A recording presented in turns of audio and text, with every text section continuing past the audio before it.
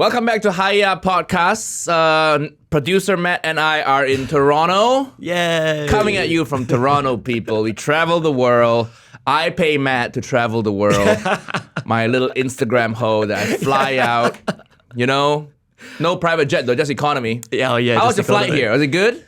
It was a bit traumatic, if I'm being completely honest. That's what happens. You know, the podcast always gets demonetized, so I can't really put Matt on a good airline, you know. He has to fly. What did you fly? Air Transat. Air Transat. I haven't even heard of this. This airline. Me neither. What country is it from?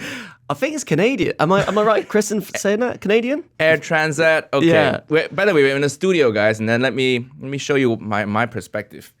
So we got producer Matt over here. We got the little sign there, and then we have, what's his name again? Chris, the sound engineer. Look at his little setup there. Look at that little Mission Impossible control room setup. Way cooler than his. Do you get women having this setup, Chris? Oh, definitely. Yeah, you just bring them back here. Hey, girl, you want to check out my podcast setup? I can't say. Leave Chris alone. I got 2 screens, girl. Look at this. I got 2 screens, baby. You know? And hey, come back. Where are you going? Come back. All right. Chris is like, I did not sign up for this. I always show a little glimpse of, because, you know, every time people do podcasts and then they talk to someone off screen and you always wonder, like, what are you looking at? Yeah, that's you true. Know? So in this podcast, I use my phone to film this shit. Air Transat was a nightmare, though. Air Transat. Anytime an airline doesn't put their country in the in the title, it just feels like they're trying to avoid responsibility. You know, even Malaysian Airlines, we lost a few planes, but we still kept the name Malaysian Airlines. We didn't change it to like Air, I don't know. Disappear Airways. Disappear Airways. Wait, can I say that? You should be saying that, not me. Just say it. Just say it. Matt's like getting a confidence to like make jokes about racial stuff and that's not a good thing. Stuff. It's good. Do you bring this energy when you do a culture podcast? Absolutely not. No. Okay, so tell us more. By the way, a culture podcast recommendation for the restaurant is really good. Oh, yeah, and I couldn't make it because I'll explain what happened with the flight. I was 5 hours delayed. But yeah, so Nigel went anyway and said it was really good. I was so relieved. The restaurant's called Dreyfus. Very good modern French-Canadian fusion type thing. And I went there alone by myself because Matt wasn't here and my other friends were busy. So I went there by myself, and I know it was a good restaurant because sitting next to me were 2 chefs. Oh, no way. And then they just started talking to me. Canadians are very friendly people. So friendly. I've noticed that. So friendly, but also not obnoxious, which is nice. Do you know what I mean? Yeah, they're like the right mix. Yeah, like they're quite mellow but chatty, which right is nice. Balance. They're not Americans like, woo! Let's go! Okay, tell us about the flight. Yeah, well, everything was normal. So, you know, no issues like checking in luggage or anything. All fine. Get on the plane, about to leave. And then we just sat there for like an hour. And I was like, okay, something's going on. Oh, shit. And then the power just goes. And I was like... So all the lights everything, just turned off? Everything just turned off. So, not a good start. At least it happened then instead of in the air. Well, that's what I was worried about. Because then the captain, or the pilot, then started speaking to us. He really cared, actually, to be fair to him. Yeah, he's gonna die too if the plane goes down. Because I was talking to the cabin crew and they're like, yeah, we really like the pilot, but he's telling you guys too much. Like, you're going to start worrying. I was like, well, yeah, the power just went out. He doesn't have to tell us. We know something's wrong. And then, he eventually, another hour goes by and he's like, okay, guys, don't worry. We fixed the fault with the electricals. I was like, oh, great. But we've lost the toilet. And I was like, what? How are they linked on the same circuit board? Oh my God. Like the light switch and the flusher or something. How was the toilet broken? Wouldn't flush. And then he said, like, I want to keep you here on the plane because, you know, if we can fix this, we'll keep manually resetting and then we can fly. And I was like, it feels like dodgy. I had to go to the loo. I was desperate. And I went and it was like I was back at Glastonbury. It was horrible. Did it make you feel at home? It's like, no. A music festival in the air. This is what I live for.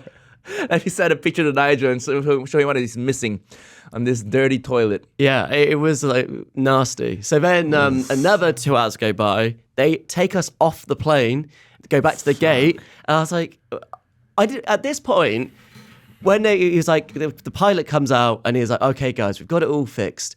You know, I have my parents on these sort of flights. Safety is my paramount thing. Trust me, it is safe. And like, the more he was talking about it, the more I was like, this is not safe. Trust me, it is safe. That's not what you want the pilot to It's say. the last thing you want to hear a pilot say. Trust me.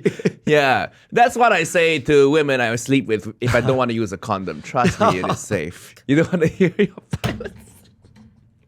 I don't do that anymore, okay? Amazing. Yeah. I'm not gonna save. I'm like pilot level careful now. You know? Trust me, it is safe. Well, you're still Well, I'm alive. here. I'm still alive. Here. We all clap. This is again, it's bad. When we took off, everybody clapped. And then when we landed, everybody clapped. I think we were all just like, we're still alive. How long was the flight? 7 hours? Yeah, 7 hours. And did the bathroom work? I didn't want to say anything in case they had to like land again or something. So I was like, the flush didn't work. It was fine. Oh, Yeah. God. Well, thank But- you for your sacrifice. I mean, the most annoying thing about it, we waited 5 hours to fly, right? Mm-hmm. And at one point, the cabin crew were like, oh, guys, we appreciate what's going on, so we want to offer you some water. I'm like, water? Do you know what I mean? Like, we'd say, give me some food or Yeah. like some alcohol, anything. It's like, no, here you go, have some water. Did they give you any food? Yeah, when we got going. But that's just Okay. like, midday, I've been sat there 5 hours, I'm starving. Can you get like vouchers, because if it's delayed for more than a certain hours? Yeah, I think you can, but they were not offering up that information. So of when we were course, back into of the course. gate, I was like, you've got food or anything? He's like, oh, no, there's a vending machine over there. I was like, yeah, but I've got to pay Jesus. for. Yeah. 5 So I had hours. Pringles. Yeah, How, starving. how much was the flight? I think like 390. Oh, yeah, for 390 pounds. That's what you get. Yeah. You pay with your time and your comfort and your sanity.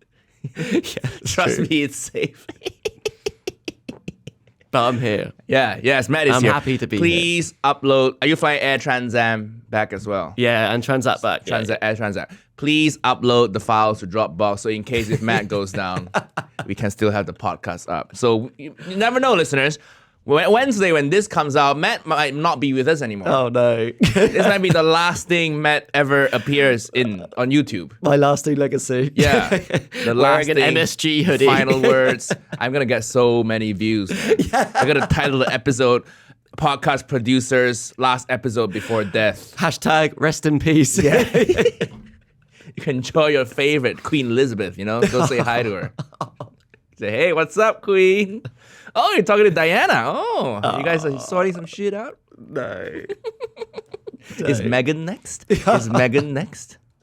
She's getting a bit chatty on the Spotify podcast, eh, Liz? What are your plans? What did you tell Charles to do? What instructions did you leave Charles? Why can't you be like what's the other the other Duchess?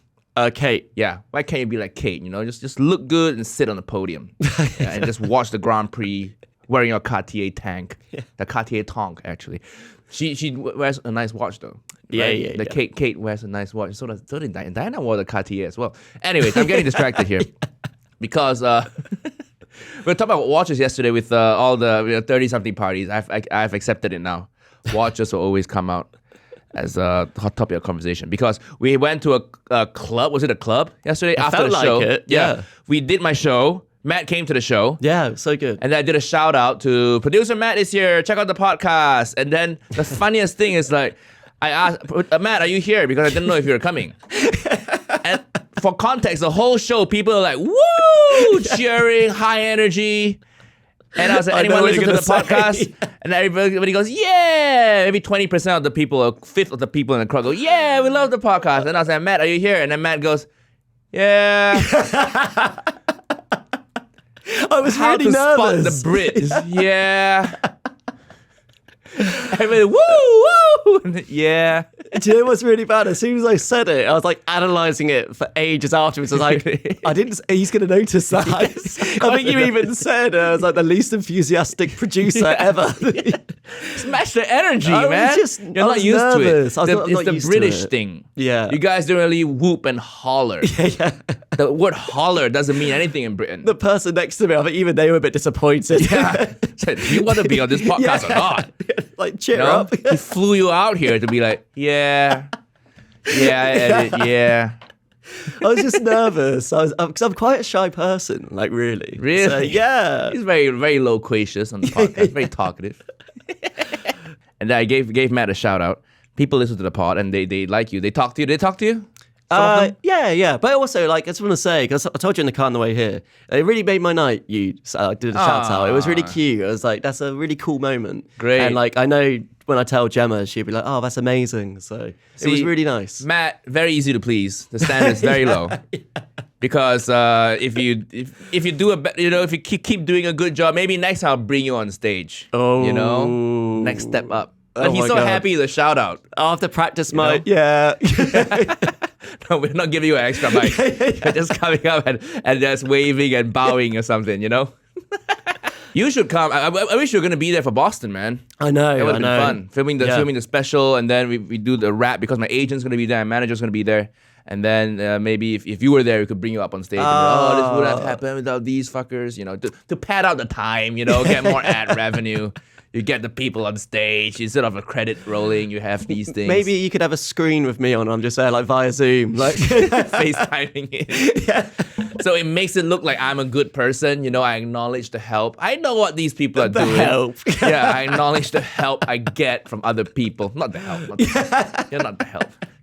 You're not my private chef for my house parties. Okay. Yeah. But yeah, I would love to bring you guys on stage. You, my manager, my agent, but unfortunately, I'm flying Matt out 3 times across the Atlantic. I'm not complaining. Yeah. So the budget's a little bit of a stretch here. As long as the pilot says, trust me, it's safe, I'm happy. That's my bar. Okay. I'm going to use that. I have been using that line with women. Trust me, it's safe. Trust me. Just let me finish inside. It's safe. Oh, it's safe. God, I'm snipped.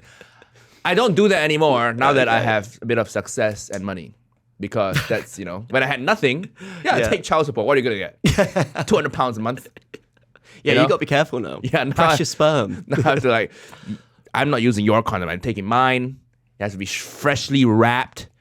You know, fresh from 7-Eleven. Fresh from the hook that the cashier just tore down.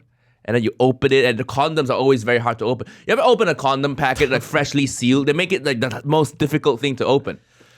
You know, I think the plastic seal around a box of condoms is safer. Wearing that is safer than wearing the condom.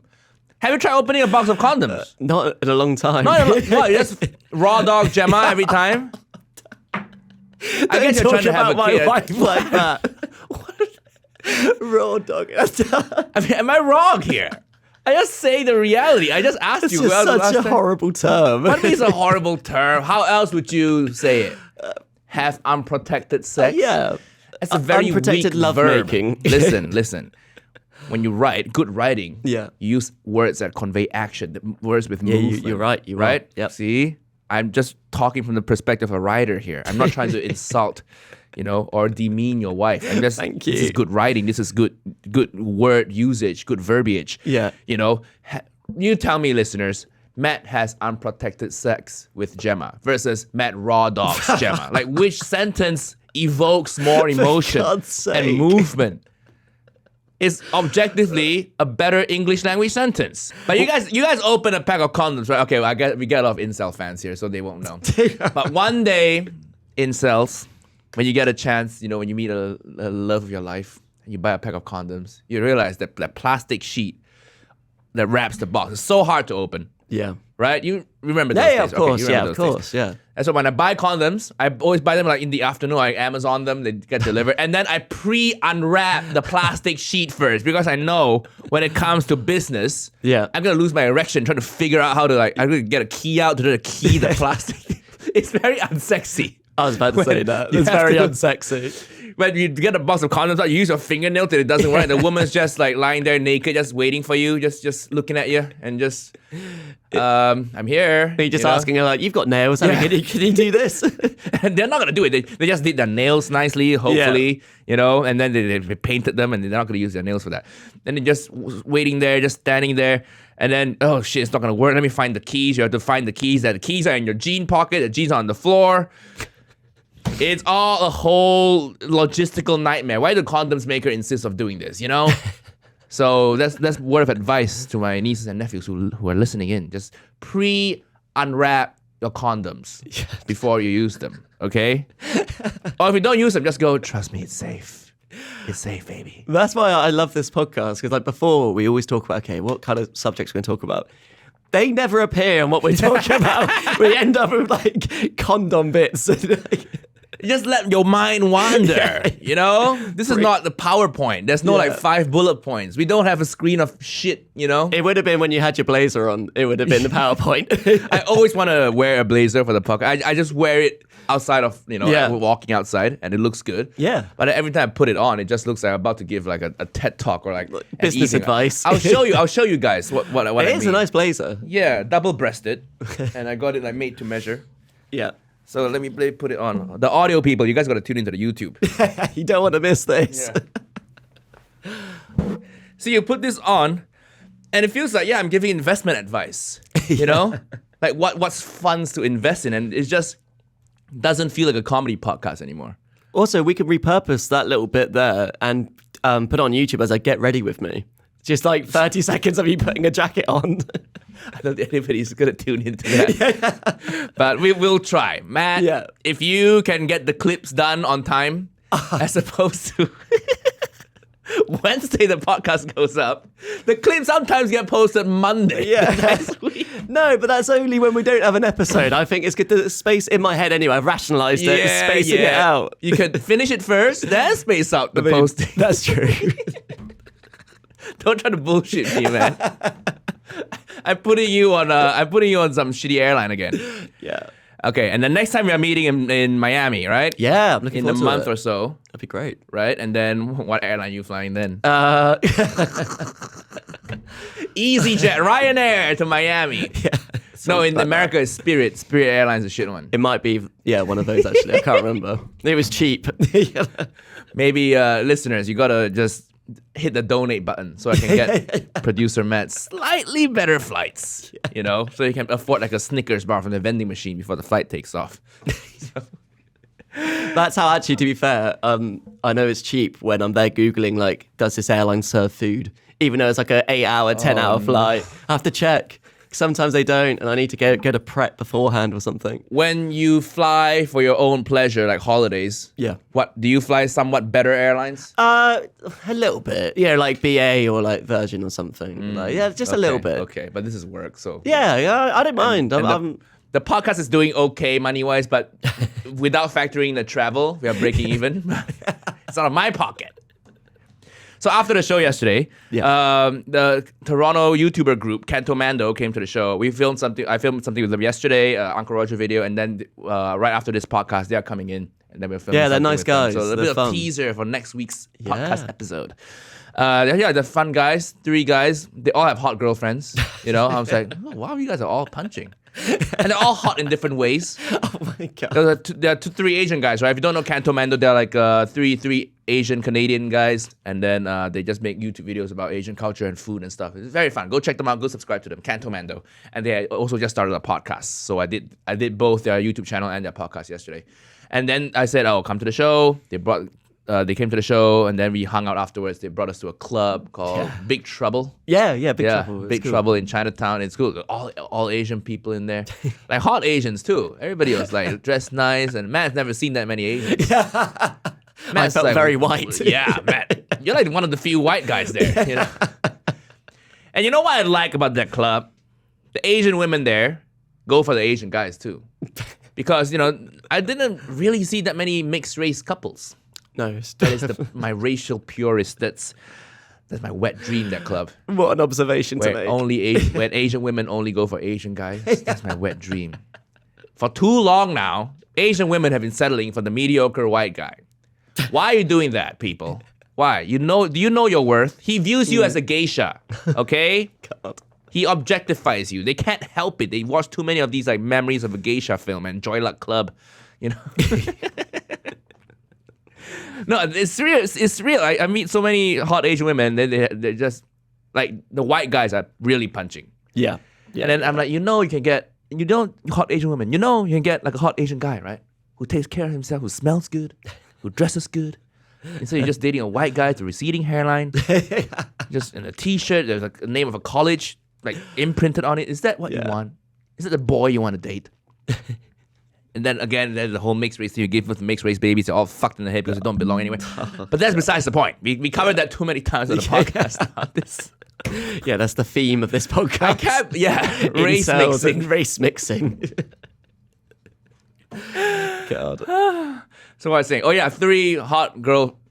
all had hot girlfriends. When I filmed with them yesterday, I filmed in their flat, in their apartment, in a condo. They live in a penthouse. Oh, nice. All three of them live in a penthouse. And then their girlfriends were there, just like coming out the rooms, trying to use the bathroom. And then I saw two of them, and they were like just woken up. They stepped out of the room, and I looked at them. I'm like, oh, wow, you look like this? Like first thing in the morning? Fuck.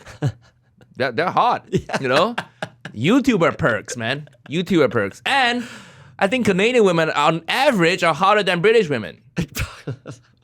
No studies to back this up, just my empirical evidence. Yeah. You know? What I see on like HAIYAA and Tinder and stuff, I think on average, you know, no offense to all the British women I out will there. respectfully disagree. You respectfully disagree. Yeah, you have to. Your wife's British. You know, the wife who you raw dog is British. You have to defend her. I think, Matt, you're dating the exception to the rule. Okay? Oh, that's kind. Thank you. Gemma is a good-looking gal. I'm not trying to like flirt or anything. I'm just stating facts here. The same way I think their girlfriends are hot, I think your wife is good-looking too. You know, your wife puts all the other British women to shame. Okay. You know. Thank you. Yeah, your wife doesn't look inbred at all. It's very difficult. Sometimes your eyes are too far apart. I'm like, how is this happening here? God. Did you colonize the whole world? You know, in Scandinavia, the colonized, they came to the British, right? The Vikings came to Britain. Yeah. And then it took back the beautiful women, and now they're beautiful. Yep. Britain, you guys colonized the whole world. You didn't take back any hot women? What are you doing? You colonized Malaysia, Singapore, you know, hot women there. Where else? Australia? Where else? What other countries in the Commonwealth? India. India, Hong Kong. India. 1.5 billion people. You can't pick like 5 hot women to bring back with you. You can't enslave some women. Stop enslaving just men. Enslave some women. Think about your future generations. Slavery is bad unless you use it to make your lives with your future generations better. You know, life is easier if you're hot. Therefore, if you procreate with hot people, your children get a better life. Like, what's wrong with that, you know? So they colonized the whole world and didn't take any hot women or hot men, for that matter, back to the country. What are you doing, Brits? And now it's a whole island of inbred-looking people. Have you been to Wales? Oh, my God. Their faces look like puddles sometimes. Just melting and just eyes too far apart and skinny but with a double chin still. That's a very British women thing. I've only met... You're skinny but with a double chin. It's like, how? How are you this unlucky in the genetic lottery? Skinny with a double chin. You've seen this, right? I've dated a few. And I'm like, what's wrong with me here? You know? And then I come to America and then, you know, I'm still me. I'm still the same level of charm and same level of height. Nothing changes. But then the people I see is like, oh, they're more pleasing on the eyes on average than the people I see. God. What's happening to your country? I did feel very persecuted last night. At one point, we all just sat around talking about how shit like British food is. Yeah. And I was like, what? In my head, I was like, oh, you should probably defend it. And like, am I really going to defend fish and chips? No. Or like sausage and mash? You said, you think our food is shit. Wait till you see it on women. They are the equal level, same caliber. But to be fair, London food scene is pretty good. Yeah. It's pretty good. Even the chefs I met at Dreyfus yesterday, 2 days ago, they were like, yeah, we love the London food scene. Only London, though. You move out of London and it's a complete shithole for food. You know, London food scene is good. Sure, the restaurants are too small. It can't accommodate all the people who want to eat there, and there's always a wait time you have to reserve. But the fact, you know, is there are still a lot of restaurants and they're good. But Toronto food scene is great, though. Yeah. So many restaurants. I've been impressed. Oh, this delicious sake bar I went to. I'm going to go there again. Sakai bar. I'm going to go Sakai restaurant. Nice. I'm going to go there again, with my Raya date who Matt met yesterday. What do you think of her? What do lovely. you think of my Raya date? Really nice. Like, interesting person. Age appropriate listeners. So when she talks, I actually listen. Oh, I did that bit yesterday, didn't I? It was, the only good thing about dating a 20-year-old is when they talk, you don't really have to listen. Yeah. Because you know you're not missing anything important. It's a great bit. It's a great joke, that line. It's a great joke. And when we are 20, like, what important thought have you had when you were 20? Nothing. Nothing. You think you're smart and important and you figure out a solution to world hunger and the energy crisis, but no. As you get older, you realize usually for these big topics, there are no easy solutions. There are no good solutions to any big, pressing, multifaceted, nuanced topic. So yeah, you're right. What can a 20-year-old say? I realised we're getting old when last night in the club the music was so loud and I was trying to shout about interest rates and I was listening to myself and I'm like, when did I get old? But we got Nigel doing some shots of tequila. We got him up on the dance floor dancing very reluctantly, but I made him do it. 5 shots of tequila, man. Listeners, I'm really trying to pull through for you guys here. It's too much. And then we had Negronis and tequilas and it's too much. It's too much. And then I had to I didn't like how loud the music was. And it's like old millennial music. They had Neo, Miss Independent, 50 Cent in the club. It feels old. Like I know we're in our 30s and that club is in our 30s. A lot of people out there in their 30s, but like fucking play some Blackpink or BTS or something. Make me feel young. Okay? Just because I don't date 20-year-olds anymore, it doesn't mean I want to listen to 30-year-old music. If you ever date someone who's age inappropriate for you, guys out there or women, if you date super young, just make sure they are arm candy. Make sure they look good because that's the only thing they're good for. Oh, seriously. You can't say that. At that point, they're gonna grow into full human beings in late 27 years time. Then they'll have some life experience, some work experience. They have traveled a bit. They'll start to have like nice opinions that are like not dumb. They're not super strong, and it's still polite conversation. And they learn how to talk about different things. Yeah. Instead of just getting stuck on one topic that they're passionate about at that time. And they'll stop mentioning about their uni days. Oh my God. Dating a 20-year-old, there's a lot of school days and uni days and group projects and assignments. Oh, what word makes you feel more like a pedophile than the word assignments and group project and homework? Okay? There's no other word that makes you feel more like a pedophile than the word assignments. If you're dating someone and then they bring up, I have this assignment due tomorrow. The word library. Who goes to the library to work? If you're a grown adult, do not go to the library. Just stop being a failure, get a job, and buy a book. Okay? Support the author. Library. What are you doing? Library, you have the whole world in your fingertips. You can't download an ebook. You have to walk 5 miles to this antiquated building. If you're a grown adult, you should not be going to libraries, okay? Go there and then get a membership card and then you just fill in a form and then they make you bring the book back in 2 weeks. Is that a life you want to lead, No. Bring the book back. Just buy a $9 book on Amazon, download it for your Kindle, or get a fucking audio book like a human being. Or I buy paperbacks, the physical copy, so it becomes home decor, But stop at the libraries, guys. What are you doing? Buy your own fucking books. Support the authors, So nothing makes you feel more like a pedophile than people talk about their assignments and their lecturers and this classmate, this group mate is not really pulling their weight. Whew. So age appropriate Raya date for me yesterday. She's a white woman with no food allergies. I'm gonna marry this woman. Do you know how rare that is? Do you know how rare it is to find a white woman who eats everything? Okay? Okay. Wow, we went on a big tangent there. All I'm saying is thank you for coming to Toronto, Matt. It's nice having you here. It gets me lonely on tour, you know. And my eczema always flares. So look at this shit. It's flaring up. Man. Again, you know, it doesn't hurt or anything. Just skin peeling. I have like the Kiehl's hand salve, which helps, but it helps the symptoms. It doesn't. There's no way to cure it. You know, there's no way to cure eczema. It's an autoimmune thing. So is that just like a stress thing? Yeah, it's a stress thing. And there's no way to cure. I'm trying my best to keep the stress levels down. You know, I go out and see friends, and it feels nice. And I had a friend in Toronto I've known for 10 years now, since university days. And yesterday he said to me, Nigel, you're surprisingly consistent still after all these years, you know? Because in my uni days, I started doing stand-up. I always had very good and bad, this discipline, this rigidity in my life principles, you know, which is good and bad. It affects relationships, but it makes you work hard towards your goals. And he says, oh, you still have those, you know, this vision, this goal, this ambition, this drive, this grit.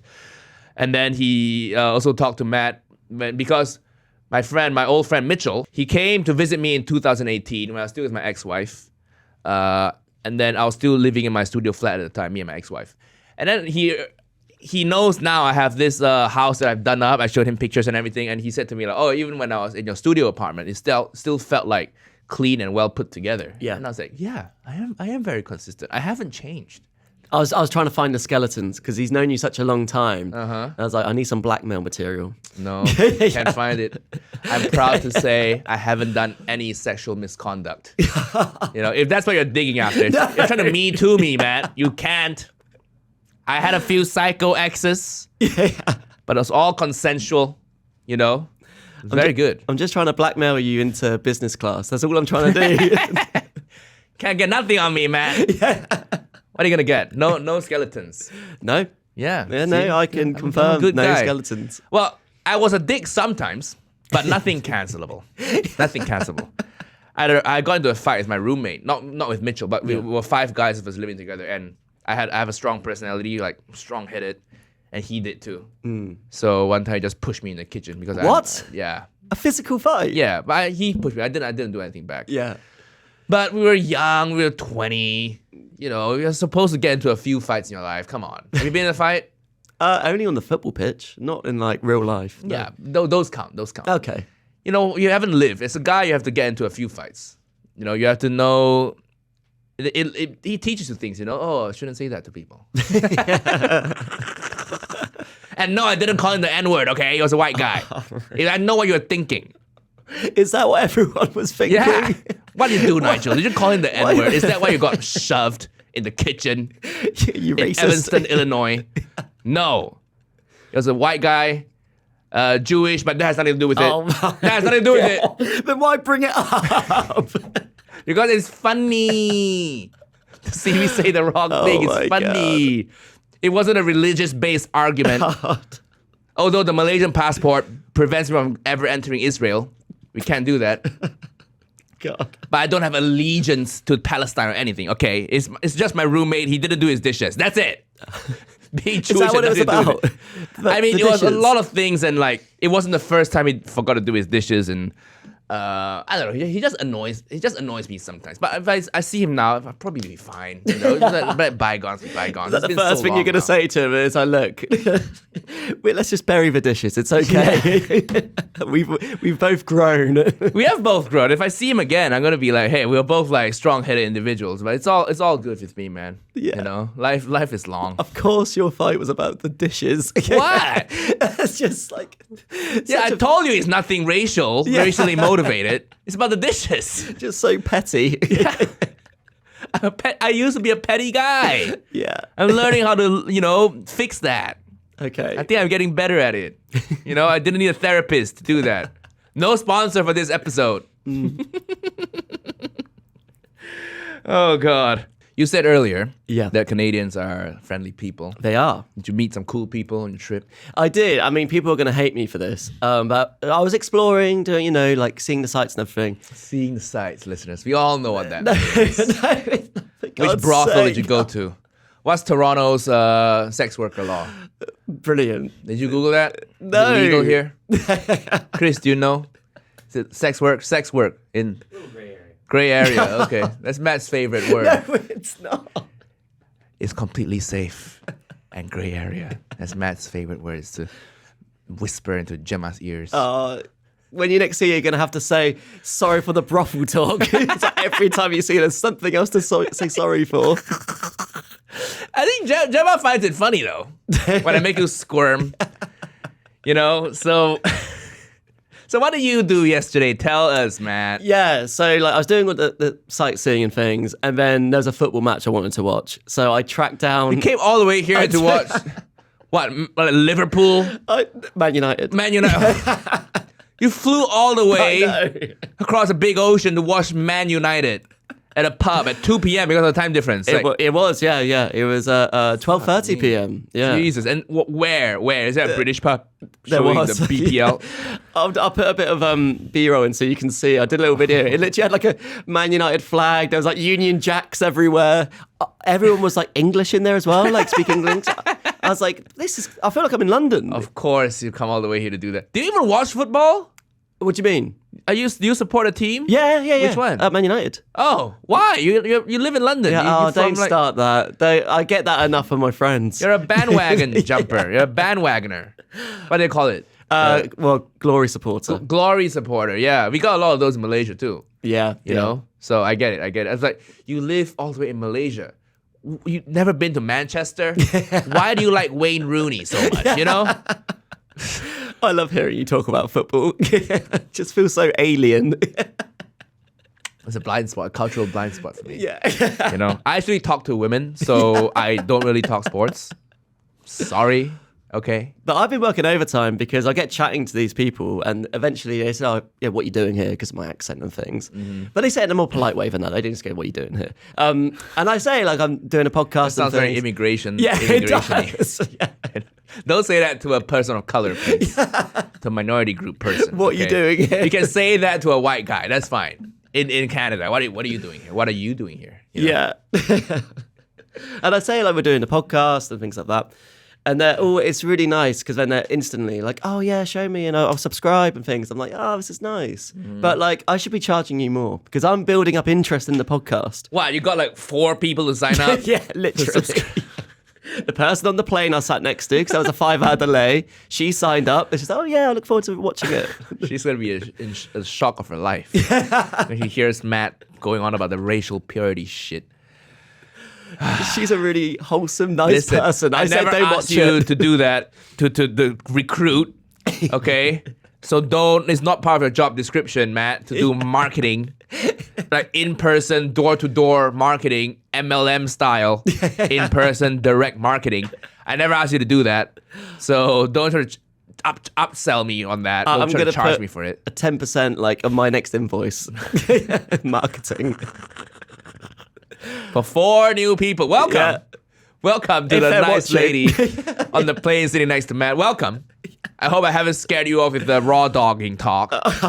How old is she? She like I reckon like late 40s, 50s. Late 40s. Maybe. She's been raw dogged a few times. So welcome. No. Welcome. Sorry. And then the soccer hooligans you met at the pub. Here. He bought me a shot. He bought me 2 shots. I like it's just the middle of the day. 12:30 p.m. Yeah. I had 1 pint shots. And it was like, oh, so great. We're chatting about football and things. And then he was like, oh, so great meeting. Do you want a farewell shot? And I was like, what? What is this place? And then the barman paid for it. Like, it was on the house. I was like, where am I? Was the barman British as well? No, Canadian. Wow. That's nice. That's nice. And then this guy, like, he was so lovely. Like, he had a really nice aura. He's like 39. And he kept saying to me, like, be careful in Toronto. And I was like, oh, why is that? He's like, there's some sketchy places out there. And I was like, really? And he's like, yeah, I was a bad person growing up. Yeah, you're in one right now. Sketchy places, you're in one right now. Welcome to the brothel, Matt. You feel at home. You look like you feel at home here. What have you been doing this last few weeks? Oh, I've been going to Amsterdam and Bangkok. The brothel scene, that's my second home. Some people go to Soho houses when they go abroad. I go to brothels. That's my Soho house. You know, I take my laptop, I work from there. I fuck a few bitches and I work from there. And I got a coffee. And I just like working, and then with 2 like scantily clad women next to me, it just makes me the energy, the power, as Jeremy Fragrance would put it. Stop. The power. You know, you get a boner, and then you start working. You work faster because you're like, oh, there's the pussy at the end of the rainbow. Oh my! There's pussy at the end of this work rainbow. So I edit. I learned all the shortcut keys in Premiere Pro. I cut it faster, and then I just bang them. How is this chat happening in Toronto? Such a wholesome, nice city. You brought it up, that sketchy guy. didn't. My mind wanders to the brothel. Yeah, he said it's direct words, but I was an arsehole growing up. And I should have left it. I shouldn't have gone any further. But I was like, I want to hear when this... Okay, what do you mean? I said, well, how do you mean? He's like, well, I've been in prison a few times. Well, asshole could have a wide range of meanings. I was an asshole to my roommate because of the dishes. I wasn't expecting it. He was in prison. And then now he's like working for what? For what? You asked? Again, assault, murder, I should rape, not what? have asked. I did. I said, if you don't mind me asking, what for? Is that a thing you should ask people when they say they've been in prison? I think so. I don't know. What's prison small talk? What's small talk with an ex-convict? I've never done it before. Yeah. What's small talk with the ex-con? So, So how long did you do? He said, like... Any siblings who are also in prison with you? I was very out of my comfort zone. Like, the shot had just arrived. We did it. And he said that. He was like, oh, come on, let's get another shot. I was like, what? And then I said, yeah, so what for? And he said, oh, well, assault, grievous bodily harm. I was like, oh, God, kidnapping? I went, kidnapping? And he's like, yeah, I was young. Oh, that is an excuse. That excuses everything. I was young. But when I was young, what did I do? I don't know. You had an argument about the dishes. Yeah, an argument about the dishes. I was petty. Yeah. I was awkward around women. I didn't kidnap one. He probably kidnapped a few women in his day. But he's a subscriber, so if you're listening, welcome. Don't be angry. I'm not saying anything horrible. What's his name?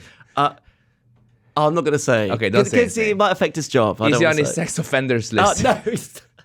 No, I think that'd be where I draw the line if he said that. What do you mean? Well, if he said I'm a sex offender, accepting his shots. If I would not drink the second shot. You should keep him busy. You should accept more shots if you're on the sex offenders list. You should be like, yes, keep talking to me so you don't touch the children. You should accept more shots from him. What are you doing? Do your part for society, Matt. Tequila in the middle of the day it's not the one. It really isn't the one. Hey, better that than kidnapping. But getting drunk, so he's like muscle hand-eye coordination isn't good enough to kidnap a kid. But he works for a charity now because I followed his podcast. He has a podcast? Yeah. My God. So, yeah, he does a podcast for elderly people. We're not plugging it, okay? I'm not plugging that shit. I have to or he's going to come find me. No, I'm joking. He was so sweet. He was lovely. He invited me, like, his friend's a DJ, and he was like, if you want to come to this club later, I'll put you on the guest list. I was like, oh, nice. Wow, you meet these... I meet, like, daughters of billionaires when I travel. I meet arms dealers who are nice to me. I'm keeping you grounded with these stories. You meet these ex-convicts. I meet there's super rich people who bring me on their yachts and hot women and organic threesomes that happened in Philadelphia. It was pretty cool. Yeah. A story for another day. But you meet these ex-felons. Okay. How do you, like, I think it's the vibe you give off, I don't know. I'm a very chatty person. Like, yes, you're a very chatty person, but also, like, ex-convicts feel comfortable opening to you. Because they feel like he could be one of us.